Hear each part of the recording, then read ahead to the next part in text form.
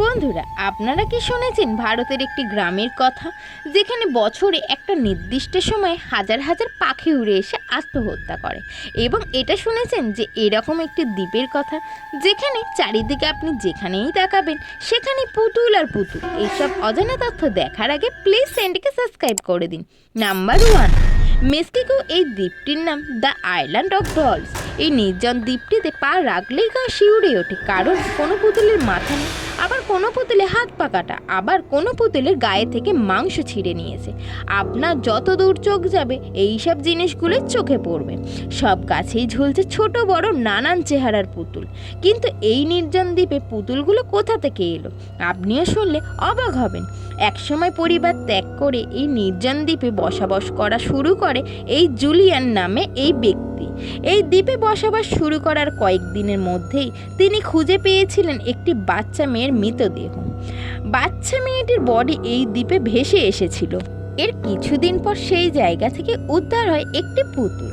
এরপর জঙ্গলে বিভিন্ন জায়গা থেকে তিনি শুনতে পেতেন বাচ্চা মেয়েটির আওয়াজ এবং খেলা করা, ছুটে পালানোর আওয়াজ। এই জুলিয়ান ভয় পেয়ে এই বাচ্চা মেয়েটির আত্মাকে শান্ত করার জন্য ওই পুতুলটাকে তুলে এনে পাশে একটা গাছে ঝুলিয়ে দেয় এবং বিভিন্ন জায়গা থেকে পুতুল জোগাড় করে এনে দ্বীপের গাছগুলিতে ঝুলিয়ে দিতে থাকেন। এইভাবেই কেটে যায় তার জীবনের 50টি বছর। 2001 সালে রহস্যজনকভাবে মৃত্যু হয় জুলিয়ানের। যেখানে বাচ্চা মেয়েটির মৃতদেহ পাওয়া গিয়েছিল সেই স্থানেই, সেই সাথে সাথে পুতুল দ্বীপের রহস্য চাপা পড়ে যায়।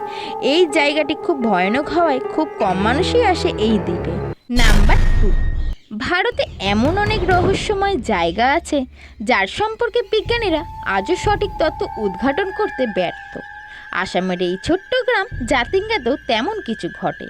রিপোর্ট অনুযায়ী প্রতি বছর আগস্ট থেকে সেপ্টেম্বরের মধ্যে এই গ্রামে অদ্ভুত একটি জিনিস ঘটে, যেটা দেখতে গোটা বিশ্বের মানুষ এখানে ছুটে আসে। ওই সময় দেশের বিভিন্ন প্রান্ত থেকে শত শত পাখি ওই ছোট্ট গ্রামটিতে এসে একসঙ্গে আত্মহত্যা করে। এই অদ্ভুত ঘটনাটি সবাইকে অবাক করে এবং এই কারণে গোটা বিশ্বের কাছে গ্রামটি জনপ্রিয় হয়ে উঠেছে। এই নিয়ে বিজ্ঞানীরা অনেক গবেষণা চালিয়েছে, কিন্তু এই রহস্যের সমাধান করে উঠতে পারেনি। আসামের উত্তর কাছেই পার্বত্য জেলায় বহু গ্রাম রয়েছে, তবে পাহাড় ও মাধ্যমিকেতারা জাতিঙ্গা গ্রামটি সবার থেকে আলাদা। এই গ্রামে 1200 জন উপজাতি বসবাস করে।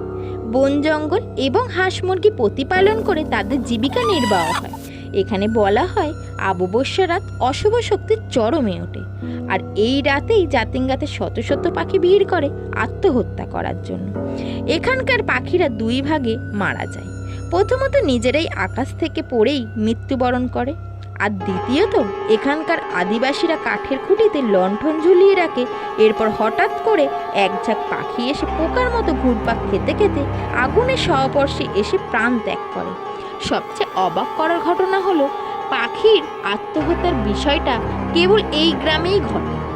এর থেকে 2 কিলোমিটার দূরে রয়েছে আরও একটি গ্রাম, ওইখানে তেমন কিছু ঘটে না। বন্ধুরা, ভিডিওটি ভালো লাগলে একটা লাইক করে দিন।